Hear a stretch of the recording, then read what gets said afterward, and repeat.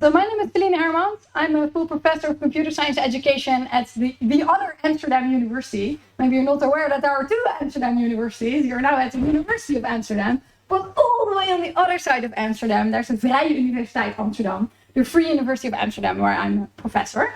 And I'm going to talk today about Hedy, a programming language that I designed that is gradual and multilingual and built for teaching. So these are the main highlights if you want to take a little nap now, but later on you do want to report about the talk. You just have to remember these three things because this is really the main point of the talk. Gradual, multilingual, and built for teaching. But before I'm going to dive into programming languages, we're actually going to go a little bit into my personal history about how to teach programming. Because people hear that I research computer science education, sometimes they think that I have a background in education or psychology, that I actually know something about how to teach, which is not really true. I have a PhD in software engineering, and I used to work on building programming tools for end-user programmers. My PhD thesis was about how to help people use spreadsheets more effectively. Basically, I built like an IDE for spreadsheets, spreadsheet testing and spreadsheet refactoring, spreadsheet smell detection to help people in spreadsheets. But then after my PhD, I was like, I don't know what to do with my life. Do I like research? I don't know. What do I like? I don't really know. I sort of fell into doing a PhD and then I came out and said like, who am I and what do I want to do with my life? And at that point I thought, well, not research. I do not like to do this anymore. But I don't know what to do. But I think I like kids. I'm working with kids and teaching. So sort of through networking, I came into contact with a school in my neighborhood where they had a programming club. So these were 10 to 14-year-old kids and they wanted to learn programming. So I thought, well, I can do programming. I just got a PhD in programming, so this will be easy, right? These kids are tiny. They cannot ask me anything that I do not know. It will be very easy to teach them because they will ask me questions and I know everything. And they were also very motivated. So initially I started to teach on a Saturday afternoon program. So these were not kids that were force-fed programming. They were actually out of their own enthusiasm coming to school on Saturday to learn programming. So they were like ready for it. And I thought, okay, this is really going to be so much more fun and so much easier than writing papers. And I will like this. And then what happens, not explicitly, but subconsciously, I started to remember how I learned programming when I was a kid. So this is me. So I'm like 10 maybe, sitting behind my dad's really big computer programming. This was my sole hobby when I was a 10-year-old was programming, probably because, well, there was no internet. So what else was I going to do? I had this computer, my dad bought this computer. I didn't have games. I wanted to have games, but there was no internet. So how was I going to obtain games? I had to program. And when I was learning programming, I didn't have a programming teacher. So thinking back about programming, this was not in my mind. I didn't think about someone explaining me programming because I didn't know any adults that knew programming. My dad, I don't know why he got this computer. Probably someone sort of said, oh, having a computer is very modern. And he was like, yeah. Okay. So he had this thing. He never used it. It's just like my toy at one point. How did I learn programming without someone teaching me programming? Well, I had a book. So this was a book that I got from a library, which for the younger people is a building where you can exchange €1, well then a guilder for a book for 6 weeks. And this isn't a book that would explain you something necessarily. It wasn't like, hello, welcome to programming. This is a variable and this is a for loop. If you would open the book, it was this. Printed out basic listing. Like, but Felienne, wasn't there like a CD-ROM or a floppy disk? No, it wasn't that. It was just the printed out listings and it had an image. And that was a program. So it's like type. Again, there was no internet, right? No TikTok. So what else was I going to do? Just copying everything. And if you're sitting up close, you can see that this is in English. It has words like velocity, and probably you hear from the way I speak that English is not my first language. I had no clue what it was saying. Just copying everything into the computer. Well, at one point I had games and I was like, yeah, I'm a master of the machine. This is so much fun. And this isn't just me. This is many people my age. I see some nodding heads have learned programming this way. And therefore we are somehow Stockholm Syndrome into thinking that compilers are great teachers. We had no human teachers. We had no YouTube videos explaining us something. The only teacher we had was the compiler. So we have an unhealthy attachment, I would say, to this mean, abusive compiler because it was the only teacher we had. So we think compilers are great teachers. I thought compilers were great teachers. This was my mindset when I started to teach those kids in the school. I didn't explicitly think, yeah, I will expose you to the compiler. But it's just like, I thought, well, this is how I learned programming. So why wouldn't it be fine for all of these 10-year-olds? I didn't think of it, but this was really my vibe in teaching. And to give you a little bit more context, initially we started using Scratch. Who here has used Scratch? Maybe to teach or just to play with? Yes, a bunch of you. So as you can see, Scratch is a visual programming language. So you click blocks together, and at this point it sort of went okay.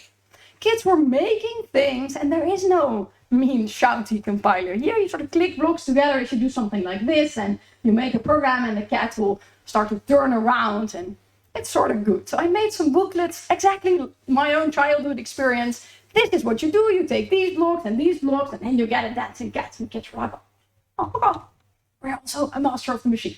So far, so good. But then as the kids age, so they were in the club maybe 6 months to a year, they said, teacher, this is a toy. This is for kids. We do not want children's programming languages. We want adults programming languages, real programming languages, which would have fit this 11, 12-year-old pre-puberty age where kids want to have tools that look authentic. They want to have tools like an actual hammer and not a plastic hammer. And what's also very important is the school that I teach in. I still teach in a school today, by the way. The school that I teach in is a very inner city school where many kids come from disadvantaged families. And one of the reasons that they want to do programming is because it's a good career. They have heard somewhere that programming will give you the big bucks. Then if you give them this doesn't look like something a professional would use. This doesn't look like it will make you 100K a year. So then for them, they're like, no, we don't want to have the toy language, we want to have the real language. So I was like, no problem, kids.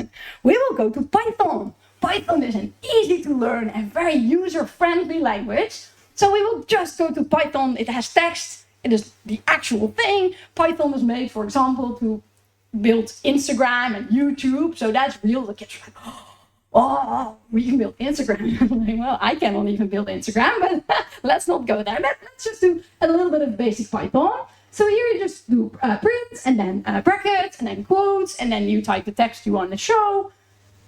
And the kid's like, and then, do we have Instagram? Then, do we have a dancing cat? No, you get text on the screen. They were not so super excited, clearly not as excited as I was when I was then getting text on the screen, because somehow that was then on par with actual applications. But that wasn't the worst of it. Kids also made small mistakes. For example, this one. They put an uppercase P there. It makes sense, right? Because we teach them in school, you have to start with an uppercase letter. So what does Python do? It says, name error, name print is not defined. Just as an error message, not really bad, but it's also very confusing, right? Kids see that computers can do 74 times 345 in 1 second. They see ChatGPT now, they can produce whole essays. So computers are really, really smart, but also an uppercase letter confuses them. This is weird, right? It doesn't fit the mental model of computers are so smart. And it doesn't confuse them a little bit. It confuses them so much that they start shouting at you in red letters. Like, oh, calm down, computer. It was just 1 P. So here's another one. This is an innocent mistake. The final bracket forgotten. Now everything is there, only the final bracket. It's very clear where this is going. Right? A computer should be able to fix this, but no. What does Python say? Syntax error. Unexpected EOF while parsing. Teacher, what is parsing? Don't worry, kid. I have the dragon book right here. I don't want to talk about parsing. Well, I do want to talk about parsing all the time, but not to you right now, right? It's not like I don't want to talk about this, but this concept of parsing just jumps into your classroom. And then Hermans, if you look at it, it's even worse because it says line 3, and there isn't even a line 3. How did it get so confused in 26 characters? It's like unfair. Here's another one. This is perfect. Teacher, I learned from my previous mistakes. This is perfect. I checked every character, and it is exactly what you have in the booklet. But it isn't. Because there's a space there. Accidentally pressed the space bar with my elbow before I started. What does Python say? Python says, indentation error, unexpected indent. Teacher, what is an indent? I don't want to talk about that now. But all these concepts of Python, like, jump into your classroom. You cannot disable parts of Python for the time being. And kids would get lost. And sometimes Python tries to be helpful. It says, oh no, maybe you forgot the closing bracket, but then it says it in the wrong line, and then it gets even worse. So the kids were getting more and more frustrated, dropping out of the class. And I thought, well, this is me, right? They were excited. They wanted to learn programming. It's not like if I'm teaching 18-year-olds in university, I can think, well, they're a bit lazy. They went to the bar yesterday. This is why they don't get it. But with 10-year-olds on a Saturday afternoon, it's like they come here voluntarily. They're so excited to learn. And then they're dropping out. This is me. I am doing a bad job. And maybe compilers are not great teachers. Maybe kids need something that is not shouting in red letters. And what I also realized is that I was having a different conversation with the kids than the kids were having with me. I thought, well, these kids know math and they know language. So clearly their brains are fine. How do other fields manage? How do we teach language and math? I didn't know anything about that. And it's kind of interesting if you study computer science, we all say to our students, oh, but don't worry about this one programming language. Later, if you're actually in industry, you will have to learn many other languages. But then there are 0 courses about learning in computer science curricula. Yeah, well, like deep learning and machine learning, but not like human learning. So we somehow expect people to be able to learn, but I didn't know anything about learning when I studied computer science. And at this point, I got my scientific curiosity back. I thought, oh, this is interesting. I want to know everything there is to know about how other fields learn, which I did, and then I almost lost my actual job because I was so focused on learning this instead of actually writing research papers. But I learned many things. And one of the things I learned is that if you teach language, you do it in really, really small steps. And at every step of the way, kids can be correct even if they're not. For example, if you have a 5-year-old who's doing this, you are not going to say, unexpected A, float A. This is not what a school teacher would say, right? Missing word, missing pen. That's a really good way to demotivate kids. You would say, if this is a 5-year-old, you would say, well done, buddy. Here's a sticker. Perfect. Let's do 20 more of those. And then slowly, gradually, we change the rules. After a while, if kids know many letters, 26 in our case, might be different from your language, give or take. Then we say, hey, you know what you can do with those letters? You can group them, and then they're words. Cats in tree. Wow, well done. And then later we say, okay, well, actually, sentences start with a capital letter. Well, actually, sentences also end in a period. And then what you maybe not realize is that this is, in terms of programming language, adding expressive power to the language. Because whenever you can end a sentence in the middle of a line, you can make sentences that span multiple lines. So your natural language now has acquired the power of making longer sentences. Initially, if you're learning, a sentence and a line are the same concept. Only later, these concepts actually magically split into 2. Then you can do longer sentences, etc., etc., until you have mastery of the full language. So gradually, we step it up.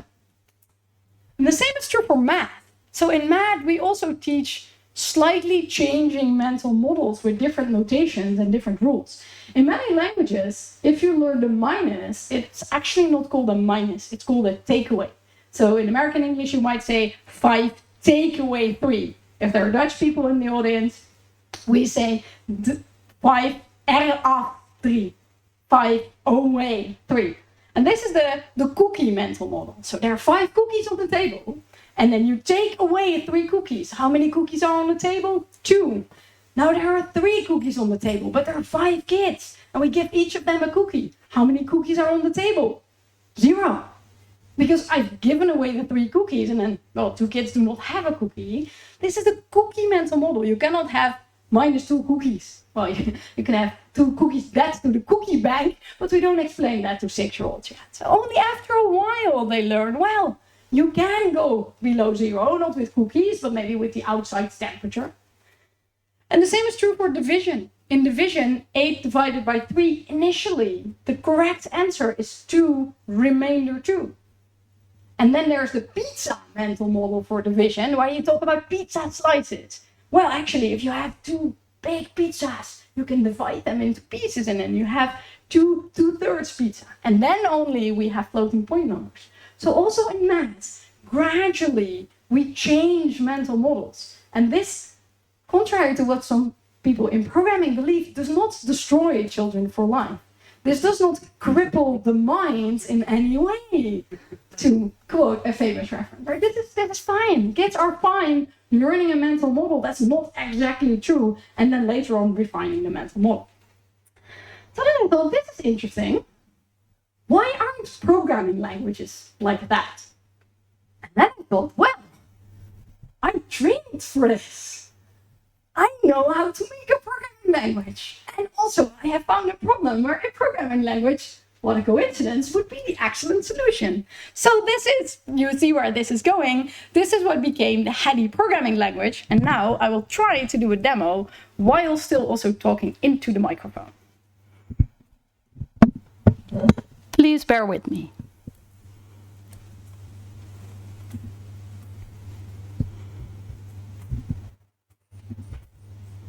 Yes, so this is Hedy level 1. It runs in the browser, as you can see. Should I make it a little bit bigger? That's probably better. There we go. So you can simply do print and then hello world. And then if you run the code, then it just says hello world. You don't need to use any brackets or quotes. All of that just runs. And then in levels, gradually we add concepts. So here you have level 2. And in level 2, the concept that we introduce is variables. So try to make this a little bit bigger. Yeah, that's nicer. So we say name is Hedy and age is 15. And then you can run this code. And this actually works. So your programmer brains are now like, what? But wait, what? What? The one part, but there's a variable. And the other part is a string. Oh no, this is so confusing. But it's actually not necessarily confusing to kids. It allows them to fully focus on the idea of a variable. Just the idea that the computer can store a value and then hold that value and use it later on. And just if you want to do something like this in Python, you would have to do this, right? You have to think, oh, name. And then this is a string, and there will have to be spaces there. And then this again is a variable. And then for some kids, this just gives them so much like mental work that they cannot focus on the idea of a variable. They're only focused on getting the quotes right and getting the commas right and getting Python to stop doing the red letter shouting. So the way we do it just helps them really focus on the idea of a variable. And what we're also really big on is try to also teach the practices of computing. Like just the idea that there's a button and you click the button and the output is on the other side of the screen is the mechanic that you have to get used to. And we're also really big about debuggers, so we have variable watches there. So you can always see what's inside a variable. We don't want to teach the practice of, oh, if you want to know what's in the variable, just also use a print. What happens if you use the Python syntax here in Hedy? You get an error message. So you're not... Yes. No. Yeah, sure. Yes.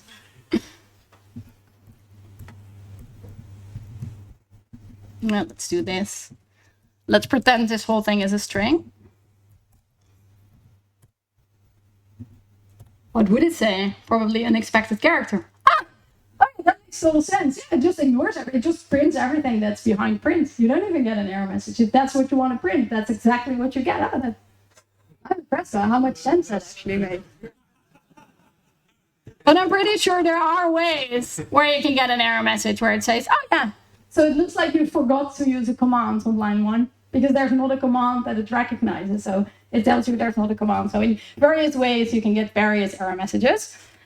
If you make error message, or if you make programs that are a little bit more likely to occur in actual 10-year-olds, you will also get error messages that are a bit friendly. For example, if you do something like this, it says print is not a Hedy level 2 command. Did you mean print? Because the language is so small, this is not just easy for brains, it's also easy for parsers. So because there's only just 5 commands, we can easily guess what command you probably wanted to use, and you can suggest the command, making the error message a little bit easier. And we're even experimenting with program repair, because if we know what you're trying to do, maybe we can do it for you. Then in level 4, this is where we introduce the quotation marks. Let me zoom in again. So only in level 4 you have to start using quotation marks. Before that, we fully focus on the idea of variables, and in level 3 that I just skipped, we introduce lists as well. So that goes first, and then we do this syntactic addition. And again, here you get error messages that make somewhat sense. If you ask to print something, the text should start and finish with a quotation mark. You forgot that for the text hello world. So it highlights the line where the error occurs, and also it tells you the exact string where you forgot the quotation mark. And that is, well, I won't say it's necessarily helpful for learners because they don't really read that, but it's very helpful for teachers because they actually understand what's going wrong and they can help kids. Some kids read the error messages, but a lot of kids don't. We have 18 levels, and the 18 levels build up to Python. So the actual 18th level is Python. It is a syntactic valid subset of Python. So it's like, we really see it like trainer wheels on a bike. You put the trainer wheels on, you practice, and then after a while, you're like, oh, I got this. You take the trainer wheels away, and then it's still a bike. Then it's a grown-up bike. This is how we see Hedy as well. It's really this trajectory towards Python, and then you're in Python. Like, go off into the Python world, now you're probably fine. That's really the way we see Hedy, although you'll see in the rest of the talk that that thinking also has changed a little bit. Any other questions so far before we move on to the second part of the talk? Yeah? Are we seeing the English version and there's a Dutch version? Oh, no spoilers. Well, I sort of spoiled it with the title of the talk, but we will get to that actually in the next part. Another question there. Can you add a level 19 where it adds the S expression parentheses? I'll put that on the to-do list. Yeah. There's some kind of prior art to this kind of approach, and you're at a Lisp conference, you probably know what I'm going to ask you. Yeah. Felienne, Krishnamurti, how to design programs, Dr. Racket, the whole Yes. graded languages and so forth. Yes, actually Dr. Racket was one of the things that made me also think of Hedy. But the way Dr. Racket does it is sort of reversed, so to say, because first it's very strict. It does not allow you, for example, to use a function without a parameter to prevent you from accidentally doing something wrong. And then later on, it allows more. And I think with Hedy, we sort of take the reverse approach where initially we allow a lot of things, and then we get stricter and stricter. So really, the one of the things that inspired me was definitely that word, but I thought, well, you sort of have it the wrong way because I want to start very loose and then become stricter. Yes?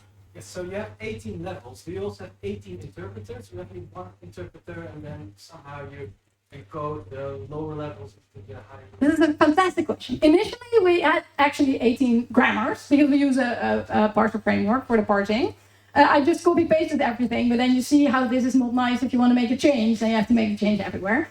So we actually just wrote a paper for the Journal of Computer Languages with a slightly modification of EBNF, where we define partial grammars. So we have this system that we made that has partial grammars where you can say, well, we take our grammar and then we just add this rule. Or sometimes we also take away a rule. Or we take away a rule, or we override a rule, or we extend a rule. And then we have a little preprocessor that takes our form of EBNF, turns it into actually EBNF, and then runs the parse framework. Oh, one in the back. Can students skip a level, or do you have an assessment with which you can say, oh, maybe you should be starting at level 5 already? As I will also get to that question in Act 3. So this Act 2, that's Act 3. So we had gradual. It is a gradual language. Then let's go to the next part that makes Hedy unique, a multilingual language. And for that, actually, we did a user study. So as I said, this was first my Saturday hobby, and then it sort of became my research, because I said, well, I don't want to do software engineering research anymore. I want to do this research. And then the university that I was working on then said, well, that's all nice for you. We wish you much luck in your future endeavors. Please go elsewhere. So I did go elsewhere. So I went to another university pitching this idea, and they said, oh, okay. So I started to do research. And one of the first things we did is to see if kids actually like Hedy, right? Because they had this resistance against Scratch. They didn't see that as a real language. Would they actually see this as a real language? Or would they still see it as a toy language? Does it make sense to them? So we did a user study with 39 kids and 12 online lessons because it was the pandemic, so we couldn't go to school anymore. And we asked kids, what do you see as the benefits, the challenges, and the improvements we could make to Hedy? And the kids said, we really like the levels. They're really a step-by-step guide. It tells us what to do. And then this I really liked. The teacher of that class, they used to do Python, and they switched towards Hedy. And he said, when we were doing Python, some kids learned a lot, usually the kids that were already very into programming. But with Hedy, all the kids learn a little bit of programming. Some of them reach level 18, maybe some of them reach level 10, but they have this idea that they're doing something. They're not just struggling, they're building programs. And then I was like, we are onto something. What was also very interesting, in this study was also involved a female teacher that taught a female-only class. And she said, Hedy gives kids, girls specifically, the confidence to continuing programming. Because sadly, in this country, girls very often have very low self-confidence about technology. They think they cannot do it, sometimes because their parents or their older brothers literally tell them that they cannot do it. Oh, well, you take programming, that's going to be really hard. And they don't see programmers that look like them. So they think this is going to be hard. Imagine you're in a class and you think this is going to be hard. And the first thing that you see is syntax error, unexpected EOF. Then you're like, my dad was right, this is not for me, right? Whereas maybe if you're a boy, you're like, oh, I'm born to do programming. You see that error message, you think, this will be a fun challenge, right? We also tend to encourage boys more about overcoming challenges. So girls are not serviced by, or not equally serviced, right? This error message, you can say, well, it's the same to boys and girls, but it's not the same because girls look at it differently because they might have these self-confidence issues. So I was really happy with this comment where this female teacher says, this helps these small steps and these error messages that are not terrible build confidence. We also asked kids, what are the challenges? And they said, well, it's really hard to remember the syntax, which is a problem in any programming language. Even in Scratch, you have to remember which block has what meaning. But they also said, well, things suddenly change. Well, we know how to do something, and then you change the rules. Yeah, this is true, right? This is also true for math and language, but this is really a Hedy-specific issue.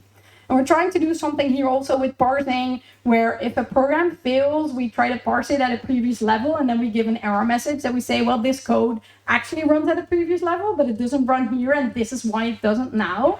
So we try to solve this in like a software way, but this is an inherent problem of the gradual approach. We also asked kids, how can we make Hedy better? And they said, you should improve your error messages. Well, I think my error, have you seen Python? Have you seen C++? I actually think we're quite okay. Here's one. Teacher, this one I do not understand. But why not? This is not valid Hedy code. You cannot put the comma there. There's a mistake, line 1, position 12. You know, it exactly explains what's going on. Why is this confusing to you? Come here. Read that error message to me. So the kid goes, yeah, there's a mistake on line 1, position 12. You typed, but that is not allowed. You typed, but that is not allowed. What do we teach them about commas? If you see a comma, you take a little pause. They don't see that this is level 2. They don't even know that quotes mean the literal thing. So they just skip over the comma. And this was not just for commas, also for exclamation marks or question marks or spaces. Sometimes we said new types, and then there would be a space here. And this is why I love doing user studies, right? I mean, I also love building stuff. But this is the type of thing you can only get from sitting next to a user. You could see in the database that this error keeps showing up, and you would be like, I have no clue. Kids are stupid these days. I don't know why they don't understand. But then it makes so much sense. So now we have this little translator for error messages. So we translate characters into words. So this is our newer user interface. You see we have syntax highlighting now, and then it says, you type a comma. But that is not allowed. It's like this small stuff that's just so cool. Also sometimes super frustrating. And then what kids also said is, you know what we would like, teacher? Dutch keywords. We want to program in Dutch. It's like, why? And the kids are like, why not? Why wouldn't that be possible? You always say computers can do anything. Why are we programming in Dutch? Well, it's a lot of work. But it was the pandemic, so, you know, I built it. Let me show you.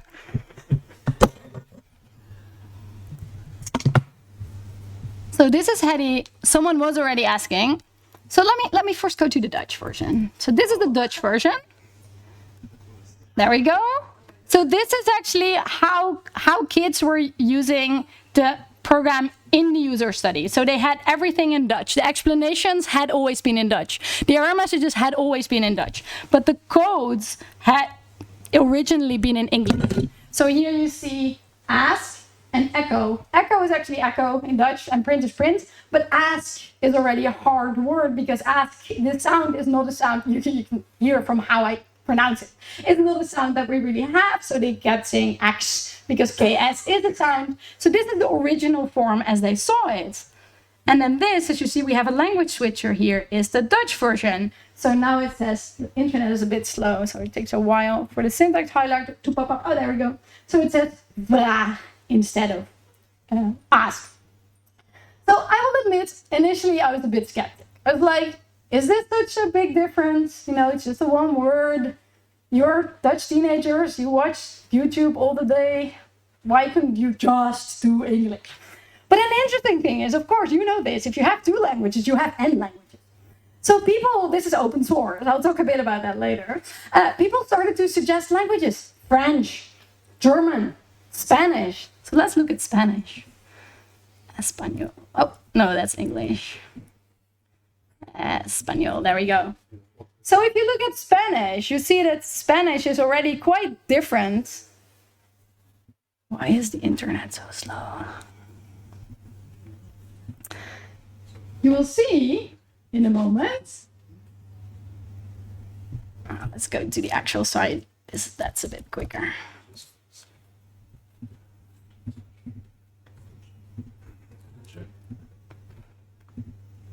Yeah, that's better. So you see, Spanish is already a lot different. So once we added Spanish, I thought, yeah, I see how this adds value if this is your language. And a little bit later, we also started to add Hindi languages. So this is Bengali. If this is your language, then of course, it makes so much sense to want to do programming in your own language. This is Hindi, for example. Imagine teaching Python in this language, right? Yeah, we're going to start with printing. You just type the word print. It starts with a P. Teacher, what is a P? Where is this on my keyboard, right? So the further we got away from Dutch and English, the more I was convinced that this is actually important and this is actually useful. Once we had this, I was pretty happy, but sadly one of my best friends is from Palestine. So he said, yes, very impressive, Hermans. Those left to right languages. Well done, you. But what about Arabic? Well, I said, sounds like a lot of work. But then we did, of course. We also have Arabic. And if you set the Like to Arabic, everything changes. We have syntax highlighter in Arabic. It actually parses the other way around. Let me show you. It actually runs. If you make a mistake, which is not so easy on a Dutch keyboard to actually destroy a keyword. If you make a mistake, you'll actually also get an error message in Arabic. It will suggest the right keyword to you in Arabic. So this is how I spent the pandemic. It was lots of fun. More fun than refreshing.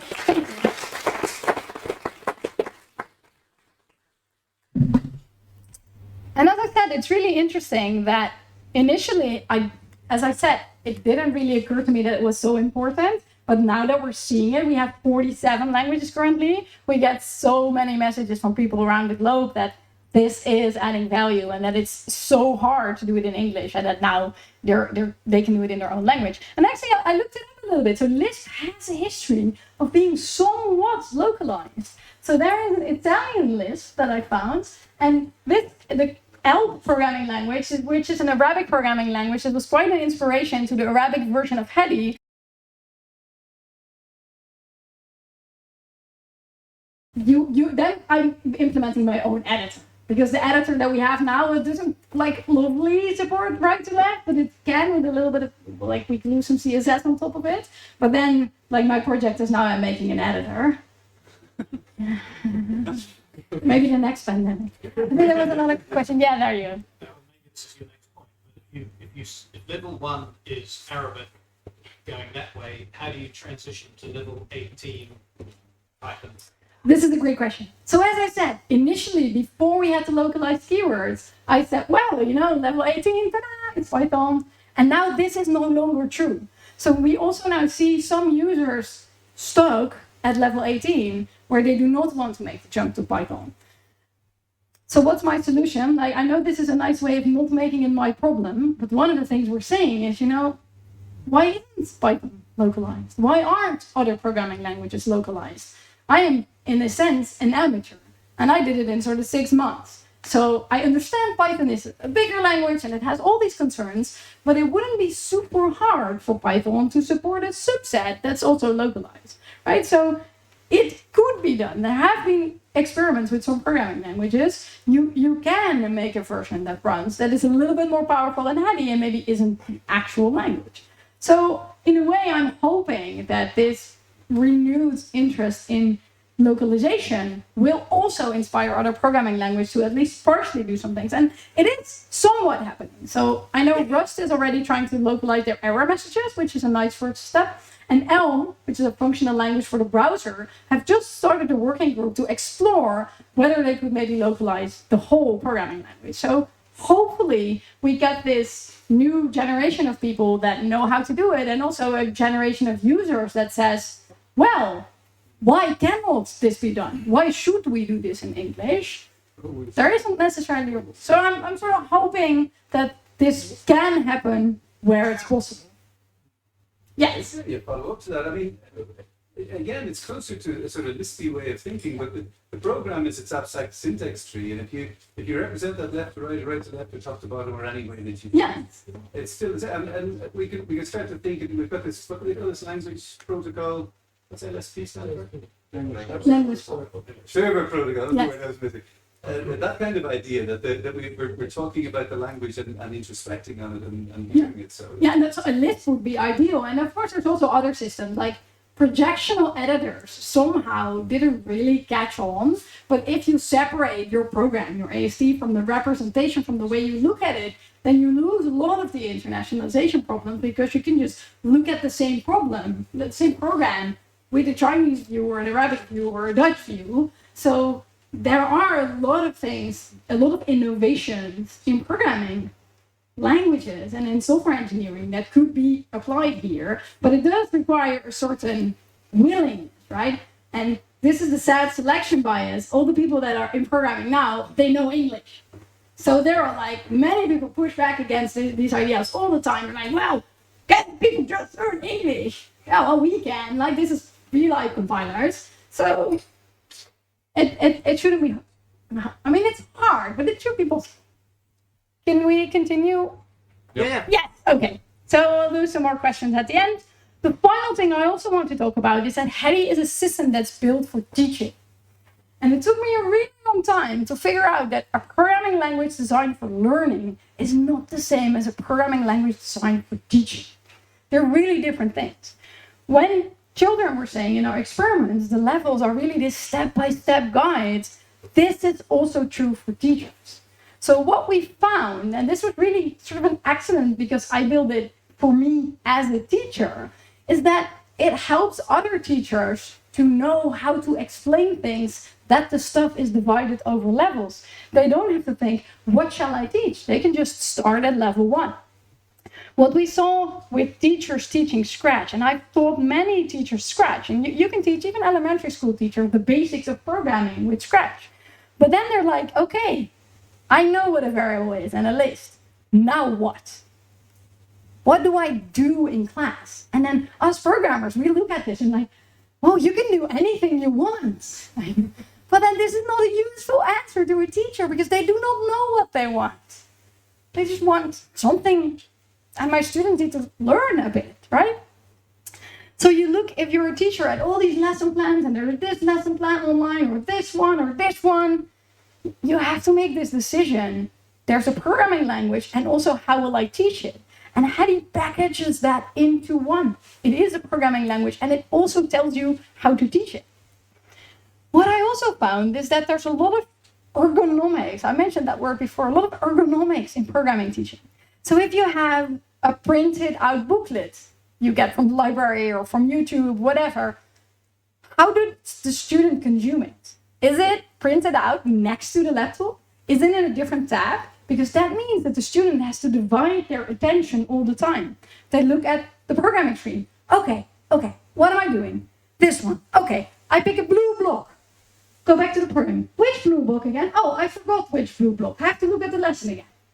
All this energy is sort of lost figuring out what to do, moving your attention from the one screen to the other. This is, we want to have 2 screens, right? Programmers, we like to have 2 screens. Read from one screen and look at the other screen. If it's somewhere else, if it's in a different browser tab, that's annoying. And this is how we present programming to kids also. Scratch does not allow you to put a lesson plan in there. So your kids are dividing their attention all the time. So something we didn't look at really like extensively yet is in Hedy, we also have these built-in adventures. Let me go back to English for your assumed convenience that this will be a lot nicer. So this is what we've seen so far. So this introduction sort of explains you what's there in the level. And then you have all these tabs telling you what to do. Look, with these concepts we just explained to you, you can make a parrot. Look, I'm Hedy the parrot. What's your name? And then you run the code. And let's say your name is Francois. Then it says, Francois. Fine. And then it also has an exercise. Exercise. Copy the example code. Make the parrot ask a different question and it puts a blank there. This is also something we know from math education. You give kids an almost finished equation and they just fill out the blank. So then what do kids do? They do this, of course. They're like, haha, I'm not going to do that. It says, wait, your code is incomplete. You must fill blanks with code. Otherwise it doesn't work. So it's really these step by step, not just the levels, but also within a level. All these small steps and the examples over the level, over the adventures grow bigger. So here you're filling out text, but later on you have to fill out an actual keyword. So gradually it also within a level builds up. As a teacher, you do not have to think, what will I teach? You can just say, oh, I just take this pre-packaged lesson series and this content too is localized in your own language. So our kids can consume this in French or Bengali or Arabic. Another problem, I promise this is the final part of the talk. Another problem that you have as a teacher is that you have so many different students. Maybe you're teaching 30 students and one of your students, if this is your lesson plan, is like this. You know, they take the lesson plan and they do exactly what's in the lesson plan. Yes, you're like, you're my favorite. Don't tell the other ones. You're my favorite. But you also have these type of students. They do not finish the lesson plan. They take one block. They say, teacher, I did one block. Now what do, right? So they need encouragement. They need some like pushing ahead. But you also have tiny mini Felines. These are your nightmare. These children have thrown away the booklet. They do not care. They have their own pens. They're like, I built this. Teacher, I built this. But now I want the palm tree to be blue instead of green. How do I do this?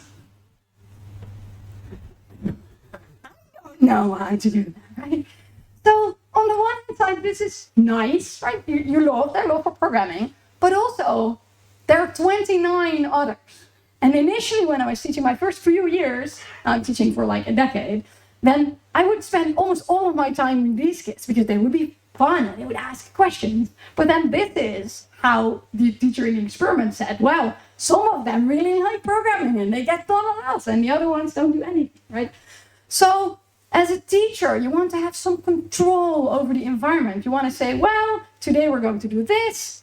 And if that's too easy for you, here's a Donald Duck magazine.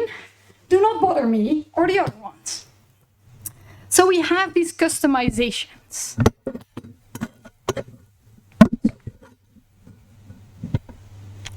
If I log into my teacher account,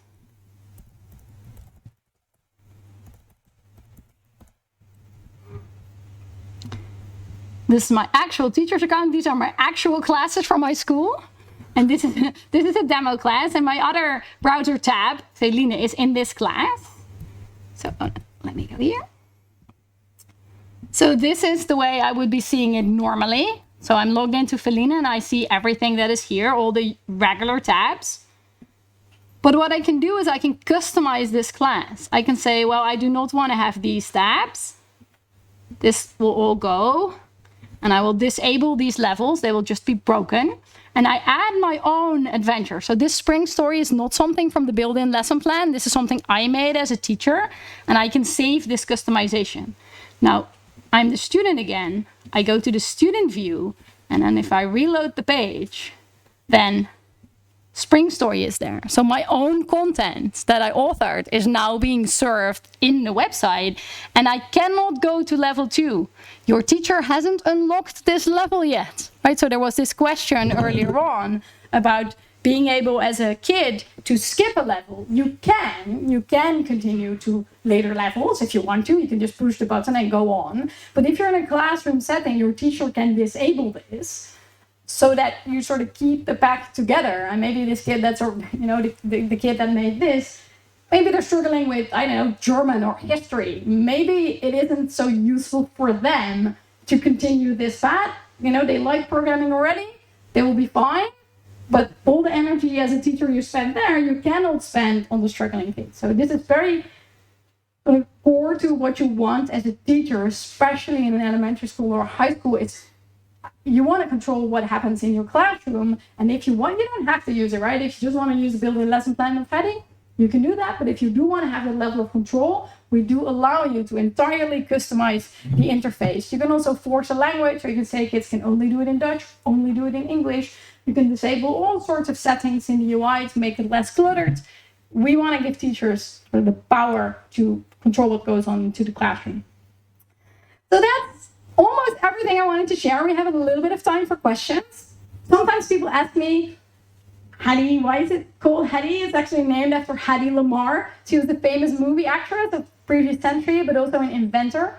She invented an algorithm called frequency hopping, which is also in your Wi-Fi router, which means that if a signal comes in at a certain frequency, if the frequency is full, then it hops to a different level. This is why Hedy is called Hedy. If you want to help, we would love your help. This started out as a tiny project that I built over the Christmas break, just to use in my own classroom. That's now a living open source project on which we merge about 150 pull requests a month. So that sort of ran out of hand, well, not quickly, but gradually. If you're interested in innovative parsing work, this question had already been posed. We just had this paper being published in the Journal of Computer Languages where we talk about this gradual parsing, where we have this extension of EBNF that allows you to do grammars. So the context of education gives rise to very interesting grammar challenges, both in terms of gradualness, also in terms of localization, questions that we haven't needed to answer before, because whoever built a parser for 18 levels and 47 languages? That just wasn't a problem before. So that's a problem now, and we can adapt parser technology to make that problem smaller.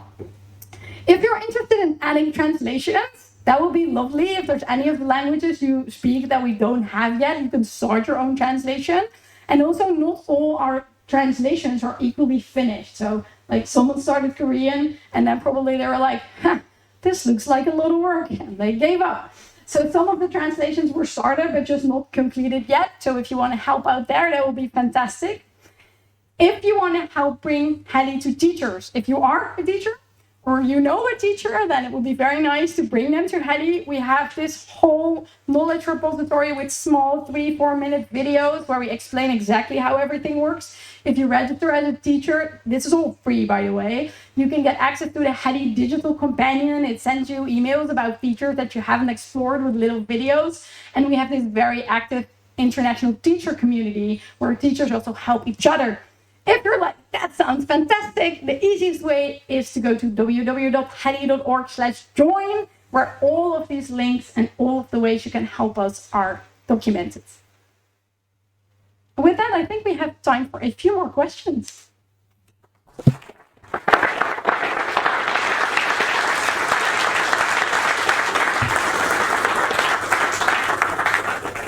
I'll start here. So it's going to be a very obvious question. No, this is absolutely wonderful work, and I truly appreciate this, and it makes a lot of sense in retrospect now that I've seen it. And so you addressed all those negative remarks from the beginning about the language, why can't I write in Dutch, and so forth, except one, which was remembering all those syntactic rules. And since you are in this conference, have you thought about doing this weird twisting of the syntax tree until level 16 or something, and using something like S expressions for the earlier levels? Yeah, so yes, I have thought about that.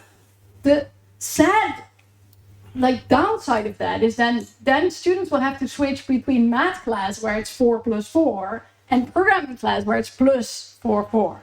Right? So it's more energy to switch representations. So, first pick up this battle with math class. If they do +4 there, we would happily change our syntax. But they don't have to see the prefix syntax. Yeah, they don't see the syntax now, right? Because they're still Python underneath. I think this question was about what we present to the kids, right? Yeah. Yes, in the back. I noticed that the input and output is textual. Are you going to introduce graphics, draw a simple cartoon graphics? But we do. They only give me an hour, so I couldn't show everything. But we do have we have turtle as well. So you can also draw a square or whatever. So and we even, I don't know if my sound works. Let's try that. We also have auditory output. Well, let's go to the parrot. This is most fun. So you can have your output read aloud. Oh. You have to try this at home because I think my audio is hooked up to the projector. But it uses Google Speech API. So it now reads aloud. I am Hedy the parrot. Who are you? And then you say Felienne. It says Felienne. So we do also cater for things that are not text. We didn't do this initially. This feature was invented by kids because they would take their outputs, put it into Google Translate, and click the read aloud button because it was more fun. And I was like, wait, I can script that for you. Yes.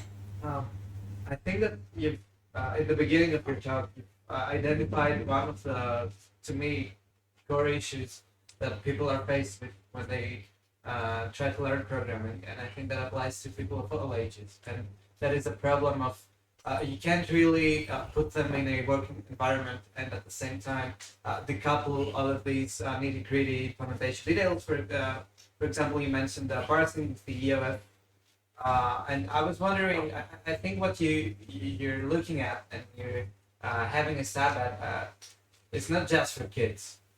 So I was wondering if you had any, if you ran any cases where you had a user group that consisted of older people, or if you have any thoughts of how this could be extended and be used from individuals of a.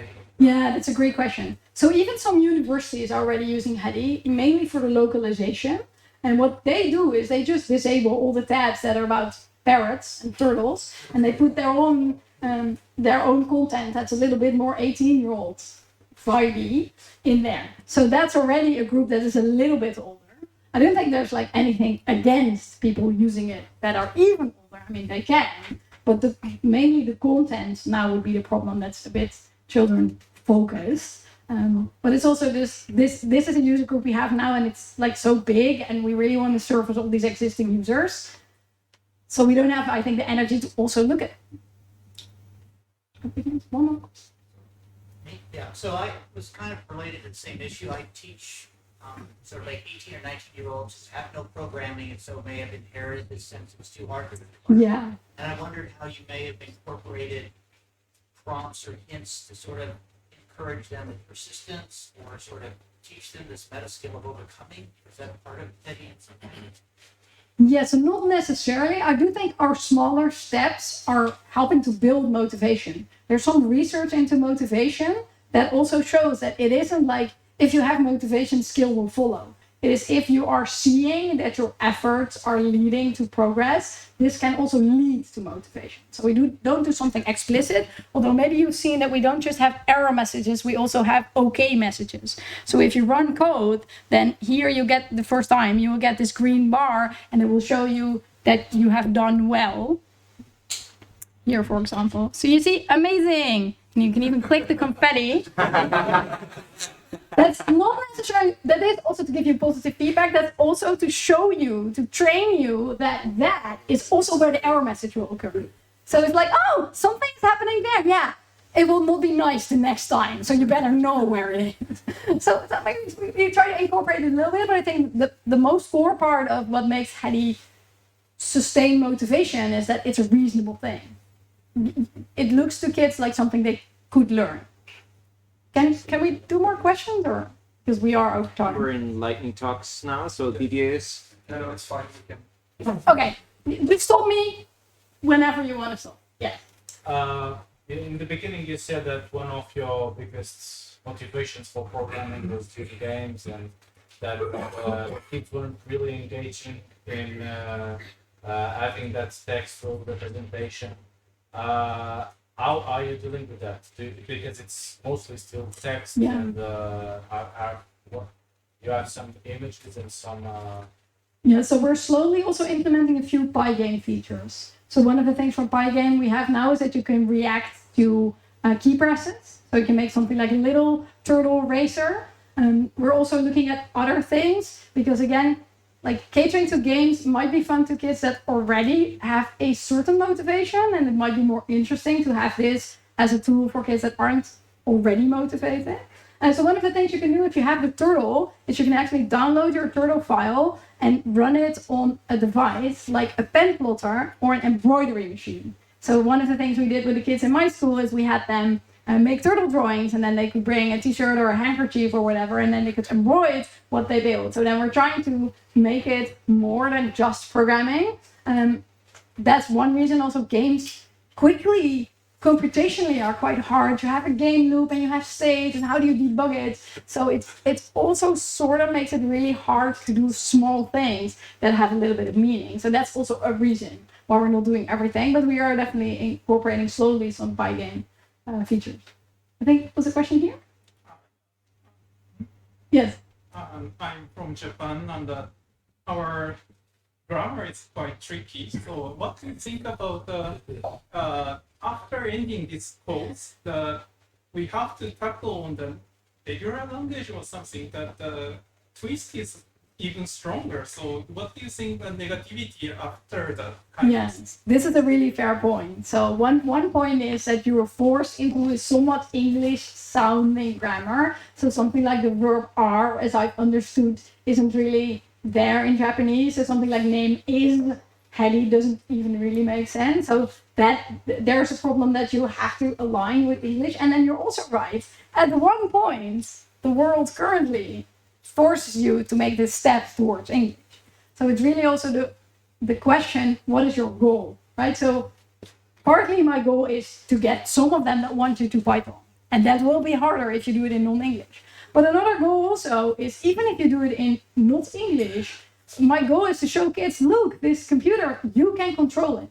It isn't just a box that beams YouTube at your eyes. It is a tool for expressivity. You can build something, a little game or a story or a song or a drawing.